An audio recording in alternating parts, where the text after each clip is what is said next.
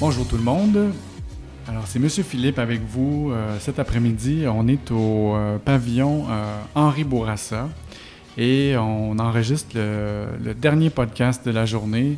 Je vais vous présenter mes invités, mais avant tout, je vais vous présenter mon co-animateur, Monsieur Karim. Bonjour, Monsieur Philippe. Et je vais aussi vous présenter deux personnes qui nous ont aidés dans l'enregistrement de ce podcast-là. Alors, j'ai Monsieur Othman et Monsieur Patrick qui sont en observateur, qui n'ont pas de micro, mais je vais vous parler un petit peu de leur organisme à la fin du podcast pour vous dire que si vous avez des projets de multimédia ou des projets qui touchent l'informatique, le numérique, entre autres, M. Othman peut vraiment vous aider à réaliser ces projets-là. Puis c'est avec lui aujourd'hui qu'on travaille, qu'on fait l'enregistrement du podcast. Puis, sans plus tarder, je vous présente. On a l'habitude d'avoir deux invités, deux ou trois. Mais, donc, on a Jeffrey, notre élève. Bonjour. Et on a une invitée spéciale, donc j'ai nommé Ashley. Allô? Ashley qui remplaçait un des enseignants aujourd'hui, qui nous a permis de pouvoir faire ces enregistrements-là, parce que, bon, on ne peut pas faire les enregistrements tout le monde en même temps. Donc, il fallait s'occuper des élèves qui préparaient leur sujet, etc. Puis, tandis que nous, moi et Karim, on faisait les enregistrements. C'est quand même beaucoup de travail des élèves, beaucoup de préparation. Puis, je pense que ça donne quand même un résultat qui est intéressant. Et, dans le fond, c'est vraiment Jeffrey qui va nous faire une chronique. C'est quoi le sujet de ta chronique? Ça va être la biographie de Bruce Lee. Bruce Lee, donc on parle d'une légende du cinéma. Pourquoi? Parce que ça va quand même faire quasiment 50 ans qu'il est décédé, Bruce Lee. Pourquoi tu as choisi ce sujet-là?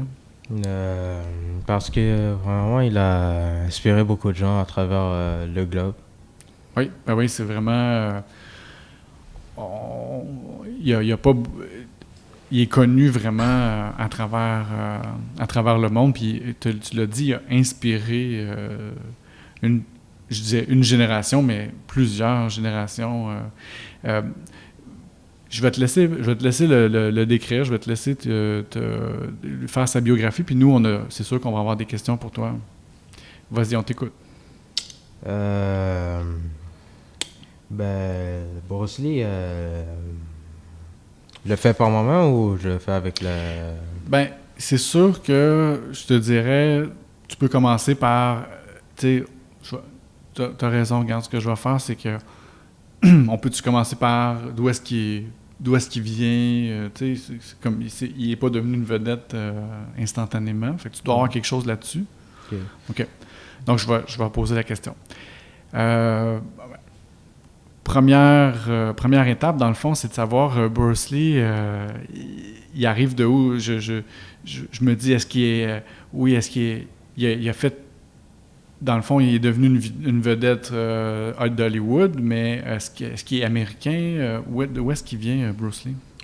Bruce Lee est né à San Francisco le 27 novembre 1940, puis il est mort le 20 juillet en 1973. Il avait quel âge à ce moment-là? Il en avait 32. 32 ans? Oui, à Hong Kong. Ah, il est décédé à Hong Kong? Oui. OK. Et puis, il commence par quoi, Bruce Lee? Parce que là, tu me dis qu'il est né aux États-Unis. Ses origines, est-ce que ses parents viennent de où, mettons? Son père est asiatique et sa mère est...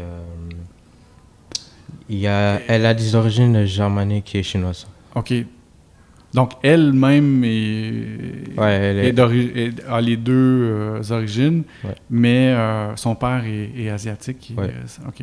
Et puis, comment il est initié aux arts martiaux? Au début, avant les arts martiaux, son père l'a introduit dans la scène du théâtre. OK. Donc, il y a déjà une formation de jeu d'acteur, finalement. Ouais, il était un jeune acteur. Il a fait son premier rôle dans The Birth of the World, je pense. Au, The Birth of the World. au cinéma ou au théâtre? Au théâtre, OK. je pense. Après, Qu'est-ce qui l'emmène aux arts martiaux? il était un délinquant dans son adolescence, donc Ok. il se mettait dans plusieurs conflits avec d'autres jeunes comme lui. D'accord. Puis des fois, il perdait. Il y avait des plus gros personnes que lui. C'est un bon point que tu touches. Dans les conflits comme ça, tu vas toujours finir par trouver quelqu'un qui est plus fort que toi, effectivement. Donc, il a cherché la perfection. Donc, il a analysé plusieurs techniques de combat puis des arts martiaux. Puis après ça, il est allé se faire épauler par Ip Man. C'est un maître magicien en arts martiaux. Il pratique du Wing Chun. Oui, parce que dans le fond, lui, est-ce qu'on peut dire que c'est du kung-fu ou Ah ouais. donc on appelle ça kung-fu, mais il y a des différentes branches dans le kung-fu. Parce que ce que tu m'as nommé, est-ce que c'est rattaché au kung-fu ou c'est quelque chose qui est complètement différent? C'est Kung Fu, mais c'est juste un différent style. C'est ça, ils ont des différents styles, c'est Ouais. ça. Et tu me dis que, dans le fond, il va étudier ces choses-là par lui-même? Non, c'est Ip Man qui va l'entraîner. D'accord. Et Bruce Lee, là, je veux dire, tu me parles de une jeunesse qui est quand même, qui a des conflits et tout ça. Est-ce que tu sais, une question que je me suis toujours posée de Bruce Lee, est-ce que c'est juste pour les films ou il est vraiment capable de se battre? Il y a plusieurs gens qui disent qu'il est capable de se battre. Puis même aujourd'hui, il y a comme Joe Rogan, il dirait que s'il était dans la MMA... Oui, donc Ouais. mix martial arts qu'on appelle, c'est-à-dire en français, ça serait les combats... Combat ultime. Combat ultime, c'est ça. Donc, si... bon, ça n'existait pas dans le temps. Ben, en fait, ça existait, mais peut-être dans les ruelles, là. Ouais. Mais en tant que sport, parce que le MMA, c'est un vrai sport maintenant, Ouais. c'est reconnu, même si c'est extrêmement violent, on s'entend, c'est reconnu comme un vrai sport. Il y a des gens qui disent que Bruce Lee serait capable probablement d'être un athlète de MMA. Ouais. Et parce que donc ça c'est la question parce que nous on l'a vu dans les films et tout ça. Tu te dis quel est l'apport de dans le fond c'est un film, c'est des effets spéciaux. Ouais. Quel est l'apport de réalité, quel est l'apport de donc on dit qu'il serait capable de tirer son épingle du jeu dans un vrai combat, mettons. OK. Et puis, là, il apprend... Donc, tu dis, il y a un passé où il a appris le jeu. Mais tu sais, si je peux me permettre, Oui. c'est une jeune vie qu'il a vécue. Il est mort à 32 ans. Ah oui, ouais. c'est Il ça. avait quel âge quand il était en train de se faire enseigner le kung-fu? C'est 13 ans. Ah, c'est 13 ans. Ouais. OK. OK. Fait qu'il il sentait le besoin de se défendre et puis de rester droit dès qu'il était tout petit. Ben, c'est plus parce qu'il était plus rebelle. Mhm. OK. Donc, il cherchait la perfection. OK. Ouais. Il n'est pas passé par l'école primaire, l'école secondaire. Non. Il était un bon élève, mais il avait une attitude rebelle. OK. C'est juste Je qu'il se comprends. mettait dans des situations. Il évitait pas les conflits, il les gérait. Ouais. C'est ça. OK. Ouais. Donc, petite formation, un peu un peu de formation théâtrale, parce que ça va l'amener au cinéma, mais donc théâtre, arts martiaux, qu'est-ce qui l'amène à faire des films? À partir de quel âge il commence à faire des films ou comment c'est arrivé ça? Avant qu'il fasse des films, Après qu'il s'est entraîné pendant un bout de temps, il faisait trop de problèmes parce qu'il cherchait d'autres combats avec d'autres délinquants comme lui. Donc là, Puis il y avait pas, encore une fois, il n'y avait pas de sport officiel où il pouvait se mesurer à d'autres mondes. Là. C'était vraiment des combats de rue, là, comme on dit. Là. Puis là, apparemment, il s'est battu contre un des fils d'un mafieux chinois. Puis sa mère a voulu le protéger, donc pour ça, il l'a renvoyé aux États-Unis. Parce que tout ça, ce que tu me parles, ça se passait à quel endroit? À Hong Kong. À partir de quel moment il était à Hong Kong? Après qu'il est né, ses parents sont... Donc, dans sa jeunesse, il a fait sa jeunesse à Hong Kong. Il est né aux États-Unis, mais il a été élevé à Hong Kong. OK, je comprends. Et puis là, on voit qu'il y a une trajectoire, il s'en va vers... il va se faire...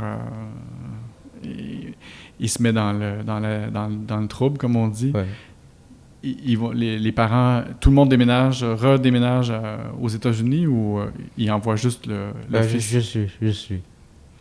Puis qu'est-ce qui fait que, tranquillement, il va faire son chemin vers le cinéma? Il est entré en université, puis il voulait se faire de l'argent puis partager sans savoir. Oui, tout à fait. Donc, il a ouvert une école d'arts martiaux, je sais pas où, mais... Il était assez qualifié en arts martiaux pour pouvoir, comme tu dis, partager sa connaissance. Ouais, mais... ça fait partie du kung-fu aussi de cultiver cette énergie-là, finalement. Et durant ces années à l'université, il a lu beaucoup de livres puis plusieurs philosophies. Donc, en même temps qu'il partageait sa culture, il passait son savoir aussi. Fait que dans le fond, là, tu nous fais un portrait là, de quelqu'un qui a vraiment plusieurs talents. Ouais. Puis, encore une fois, nous, on regarde les films, puis tout ça, on peut pas nécessairement se faire une image comme ça, mais... Et puis là, il y a une école en Californie. Ah ouais. Et puis, tranquillement, qu'est-ce qui fait qu'on va le voir à l'écran? Ça, c'est dû à son talent. Il y a un charisme aussi. Quand on le voit à l'écran, très intense, avec les yeux perçants. Ben, c'est ça, exact. Oui, tout à fait. Quand il a fait son chemin à Hollywood, il a reçu un contrat pour jouer The Green Hornet. Donc, de Marvel, non? Non, Green Hornet. C'était un film d'action. Oui, c'était pas nécessairement associé au comique. Là. C'était le cinéma de Hollywood qui avait besoin d'un... Mais Green Hornet, c'est ça? Oui, c'était plus une série télévisée. Et, OK. Mais c'est un héros? Ah ouais, de comics. C'est pas un ennemi, c'est pas un méchant, là. C'est un héros. Ouais. OK. Il a été approché pour cette série-là? Ouais. Puis ça a fonctionné ou pas? Ah ouais, ça a fait un gros succès. Fait que donc ça, il a commencé par la télé, donc, tu me dis. Ah ouais. OK. Puis ensuite, comment ça s'enchaîne? Déjà sa grande popularité, il a reçu d'autres contrats, puis sa popularité a grandi. Puis il y a eu d'autres contrats, puis il a continué. Et puis là, à un moment donné, au niveau cinéma, il en vient qu'à... est-ce qu'il produit pas ses propres films? C'est pas lui qui décide des scénarios? Puis, il a directé... je ne pense même pas qu'on peut dire ça comme ça, mais... on va dire c'est le réalisateur, donc il a réalisé ses propres films, c'est ça? Oui. Puis il y a eu plusieurs interviews, puis dans ces interviews-là, il a passé son savoir aussi, puis ses philosophies aussi. Parce que est-ce qu'il y avait un message? Parce que moi, Bruce Lee, encore une fois, je le vois dans les films, je le vois pas nécessairement à l'écran, là, en entrevue. Je n'ai jamais vu d'entrevue de lui. Est-ce que... c'est quoi son... Est-ce qu'il y avait un message pour la population? Puis ça touchait autant les Américains que il était populaire en Asie aussi, là. Oui. Donc, est-ce qu'il y avait un message ou il en restait à son métier d'acteur et de réalisateur? Il y avait un message, il disait de devenir une personne plus humble, prendre la vie plus simplement, puis gérer ses problèmes de manière plus intelligente puis réfléchie. Exactement, c'est vrai. Puis t'as relevé une citation exacte de Bruce Lee qui dit « Sois comme l'eau qui trouve son chemin à travers les fissures, ne sois pas assuré, mais adapte-toi à l'objet et tu trouveras un moyen de le contourner ou de passer à travers. Si rien en toi ne reste rigide, les choses extérieures vont se révéler. » Wow! T'as bien fait de noter ça parce que ça rentre en plein dans la philosophie que tu décris. Parce que, dans le fond, lui avait vécu une enfance qui était difficile. Et puis, il avait l'impression qu'il pouvait peut-être influencer, prendre son succès puis en faire bénéficier d'autres. Justement, on arrive là, parce que sa vie, ça va vite, là. On arrive... Est-ce que le succès l'a influencé ou est-ce qu'il est devenu justement une meilleure personne ou est-ce qu'il a eu de la difficulté à gérer son succès? Ou... Dans son statut, il était correct, mais dans sa vie personnelle avec sa famille, quand il a rencontré sa femme à l'université, ils ont eu 2 enfants. Oui. C'est là que les choses se sont compliquées. Vu qu'il faisait plusieurs films, il laissait sa famille un peu de côté, puis c'était... Puis il tournait surtout en Asie et non pas aux États-Unis, si je me rappelle bien. Oui. Donc c'est venu créer un conflit en lui aussi, j'imagine. Oui. Et puis, donc, cet aspect-là, il l'a moins bien vécu, là, si je comprends bien. On arrive là, à la fin de sa vie. 32 ans, là, tu l'as mentionné tantôt, là, c'est vraiment pas vieux. Qu'est-ce qui s'est passé? Durant son tournage d'un film...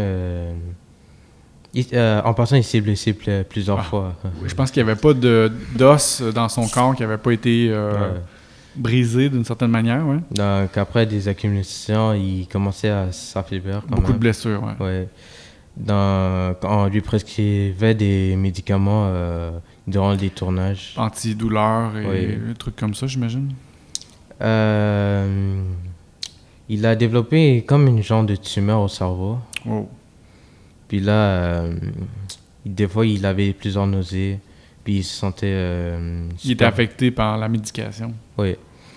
Puis là, durant le tournage d'un film, à un moment, il se sentait super faible. Puis il a pris les médicaments. Puis il est allé prendre une petite sieste. Puis durant son sommeil, c'est là qu'il a... Il n'est jamais revenu. Non.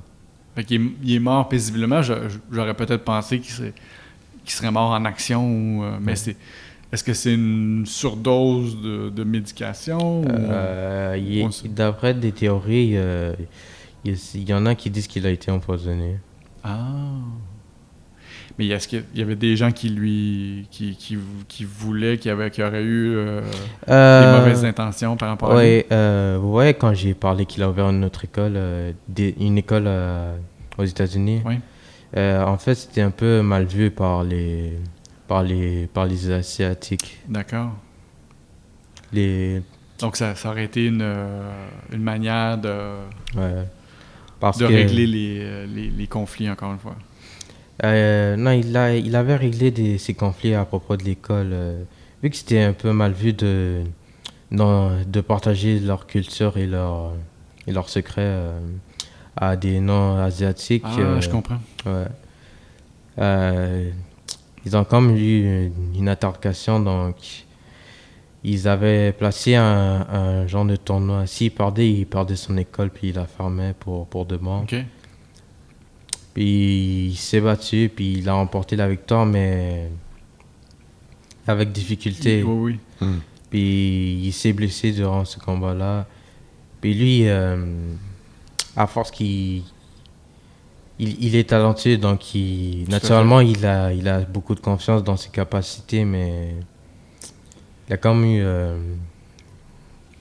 réalisé que c'était pas assez, donc il se sentait gêné que ça lui ait demandé tous ces efforts-là. Donc c'est là qu'il a créé son propre art martial. Son style dans Son propre style, oui. Pour combler toutes les faiblesses qu'il y avait dans le Wing Chun, My God.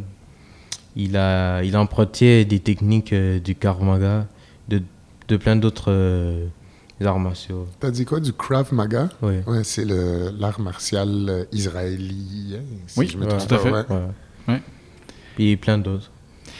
Et puis là, tu me parles de ça, il doit y avoir des livres, il doit y avoir des biographies, Oui. ça, on s'en doute, mais est-ce qu'il y a des films qui parlent de sa vie? Oui, j'avais vu un film sur Netflix, ça s'appelle Enter the Dragon. Ah oui, c'est vrai. Mais Enter the Dragon... Il y en a deux. Il y en a deux. Il y a le premier Enter the Dragon qui est Bruce Lee, qui est fait par dedans. Bruce Lee. Oui. Opération Dragon en français. Oui. Et puis, il y a Enter the Dragon, The Bruce Lee Story, Ouais. qui est joué... Bruce Lee est joué par son neveu, qui est Jason Scott Lee. Il joue le rôle de Bruce Lee dans le film. OK. Film très autobiographique. Ouais. Biographique. Donc, plutôt. si je veux comprendre la vie de Bruce Lee, je peux regarder Ouais. ce film-là. Et dernière question comme ça, qu'est-ce que tu penses que Bruce Lee laisse comme héritage? Parce qu'une légende comme ça, à quelque part, il va laisser des choses en arrière, il va laisser des choses pour... Bon, il y avait 2 enfants, un garçon, une fille? Ouais. Oui. Le garçon devenu acteur, Oui. Brandon Lee, Oui. Qui est décédé dans un tournage. un tournage, ouais. La fille, Elle est vivante. elle est toujours vivante. Oui. Mais au-delà de ses enfants, quel héritage il laisse au monde, Bruce Lee? C'est toute sa connaissance. Son influence aussi sur la persévérance. Oui, c'est une histoire de persévérance, ça c'est sûr. Oui. Et le partage aussi. C'est vraiment ce que lui a appris, il voulait le faire connaître à d'autres, puis en plus, comme l'améliorer, tu sais, de dire, c'est un perfectionniste dans le fond.